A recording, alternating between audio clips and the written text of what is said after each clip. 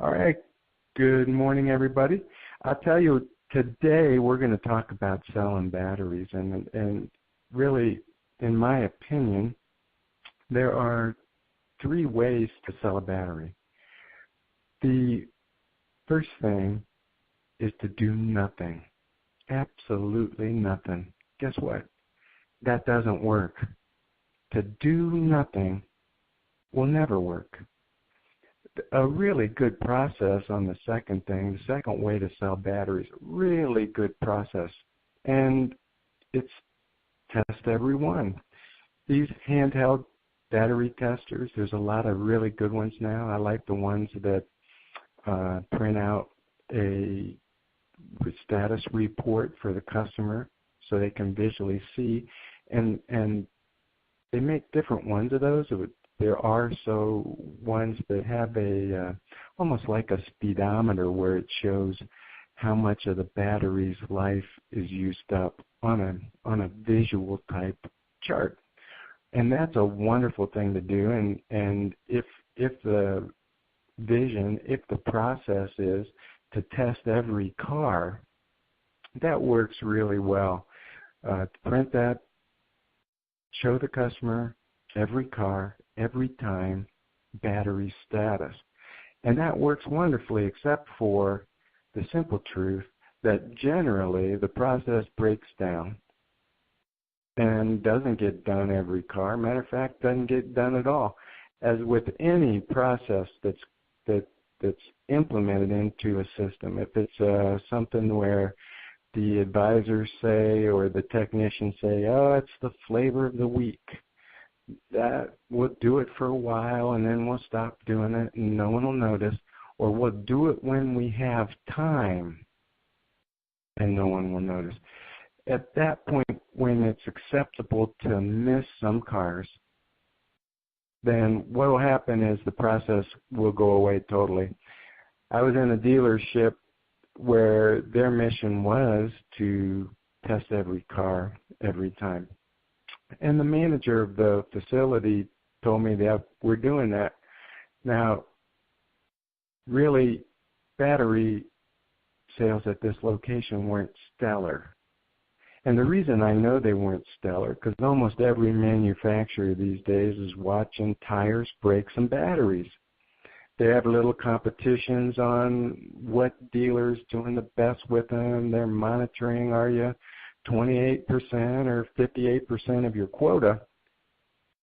And they are looking strongly at those three conditions. Well, we're focusing in today on batteries, so really we want to take that special time to understand if I pulled, and I did, by the way, pull 5 ROs, looking at them randomly on what came through this shop on a Saturday. Out of those 5 ROs randomly selected, there were no battery slips. There were no battery test strips attached to the information, to the repair order. Now, on certain days, they were there, but really, if it's not every time, every car, and that's really tough to achieve, but if it's not every time, every car, your results aren't going to be there. So that's the second way, and I have to tell you, I love the battery test. I love the strip printout. But if it's not consistent, it's not going to be totally successful. And then we got the third way, and I'll tell you that before I explain it, I want to tell you that the third way is actually a system that I teach and coach on selling batteries. It's the most successful way to approach a battery sale, and it comes out of a history of a simple regret. And I look back at my 15 years in fixed ops directors and now 11 years in consulting. But this came to me through the consulting. So I was out of the day-to-day operations when I actually came to regret the way that I approach battery sales. I want to start with how why I regretted it, because I got involved with probably, let's say, maybe even as many as 100 customers over the years as a fixed ops director, with customers complaining about the $350 battery they purchased. Now, I want to explain to you how a $350 battery purchase comes about. You see, when I would talk with them and they'd be angry at us, I would say, well, it's not a $350 battery. You see, we had to pay the tow truck company $85. We had to pay the technician to analyze it, because what you told us was it is a tow in, no start. Then we determined that it was the battery and put that in there, and the rest is battery. And that comes to $350. Now, that's not our fault. Or is it? You see, if we had the right process, it would be reflective of the fact, really, that was a dealership failure. Because we never recommended a maintenance replacement. I was in one of my clients several years ago, probably as many as 8. And we took this upon ourselves, and I was working the drive lane with the advisors, and in came a little old lady with a handicapped sticker on the rear view mirror.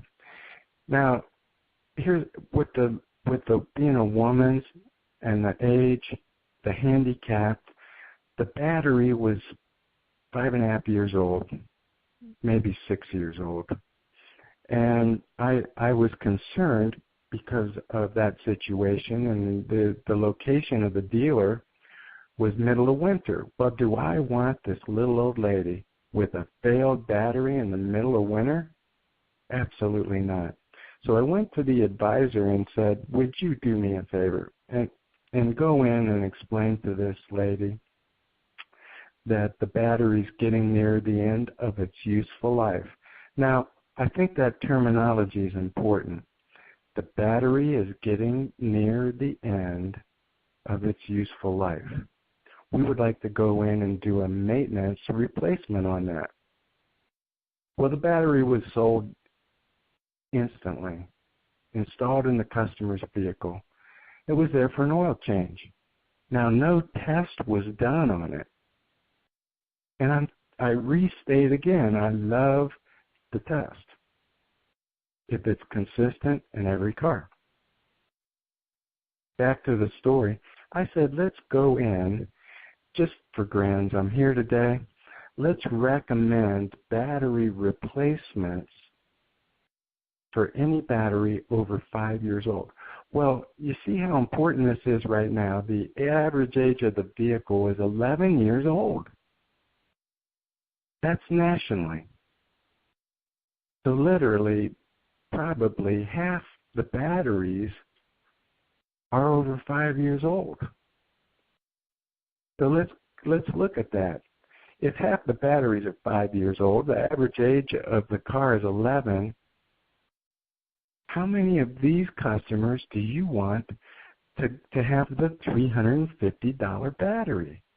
Now you might say, well, our batteries are high price, they're $129, and I do recommend you have different qualities available for the customer, not just one top-of-the-line 500-month battery. We want to have choices. A good, better, best is where I would recommend everybody be, but at least a good and best that offers the customer some choices. We went out, started recommending maintenance replacements to the customers coming in, sold the dealership out of batteries on hand. They sent a truck out to the warehouse to pick up some additional batteries. And there were 3 customers waiting for batteries that were on the truck when it arrived. Now, so this dealership went from selling almost no batteries to a sellout. Over 20 batteries in one day. Now, I understand that there's a lot of focus and attention from the manufacturers on batteries. What's our focus? What's our attention? What's your dealership's process? You see, these are the things that I have doubts with. Whenever you're looking for improving a particular product, understand who benefits from it.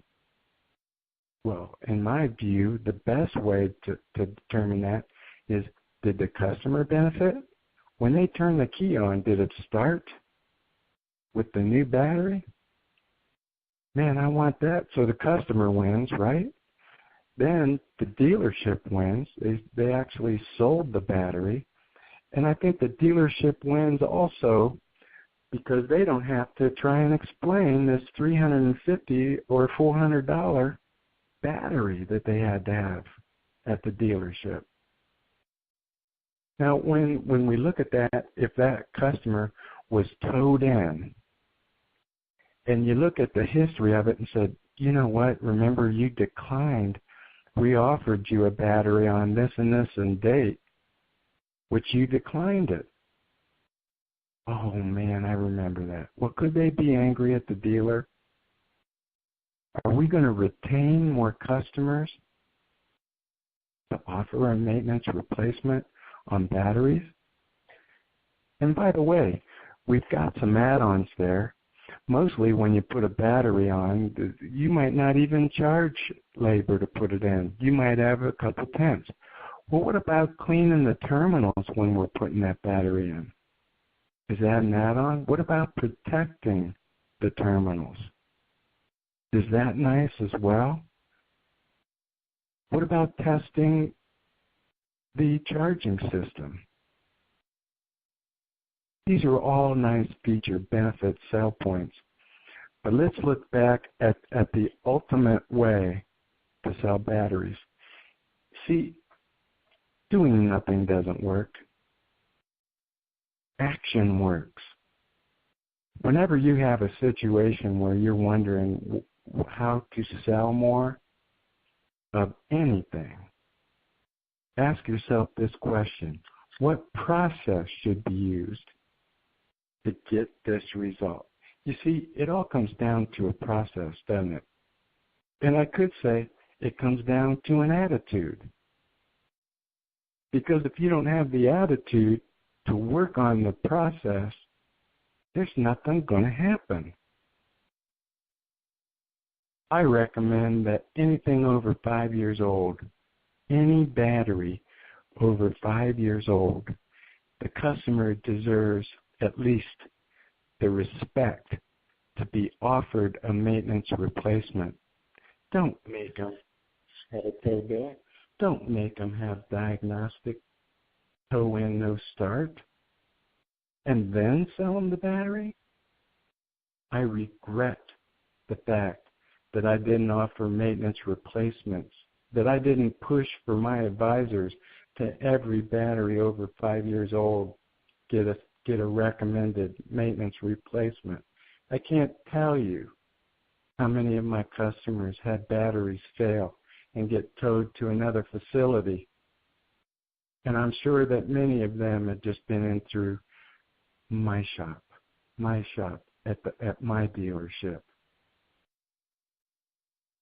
We deserve to offer maintenance batteries to best care for our customers. Please explain to the advisors, that isn't even all about money. Now, if they decline it, it's on them. If we don't offer it, it is on us. So all of those times that I had to defend why I have a $350 battery, I admit was my mistake. It was my dealership's mistake that we never offered our customers maintenance replacements. All right, Linda, if you would, open up the lines and we'll have any questions or comments that you might have. As always, if you push the number 1, you will raise your hand, and Linda will be able to see that your hand is raised, and then she can acknowledge you and let you partake. But at this time, Linda, go ahead and open the lines up as well, and anyone that has any questions can just go ahead today and make a comment. Okay, the lines are open.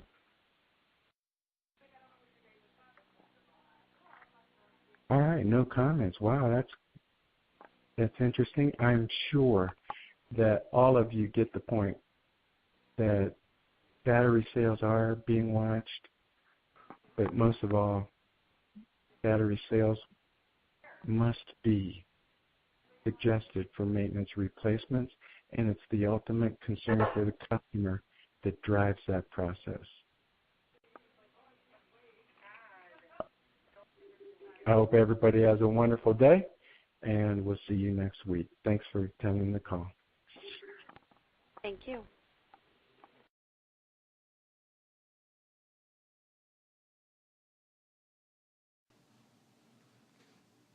I tell people often that you don't know how good an employee is until they lift their toolbox in your service department. They can have a great resume, but until they get on site, until they get busy, you don't know what you have. I'll tell you, I'm proud of every one of my clients' relationships. You want to find out about how our company does with fixed ops? Call one of our clients. They're the ones that'll share with you how good it is to be involved with our company. My mission is to help as many dealerships as possible improve their fixed operations. I can help. I know I can. I've done it for almost 11 years. Let's talk about ways to take your dealership performance to the next level. My name's Rob Gehring, and I'm president of the company, and I'm proud of every one of our team.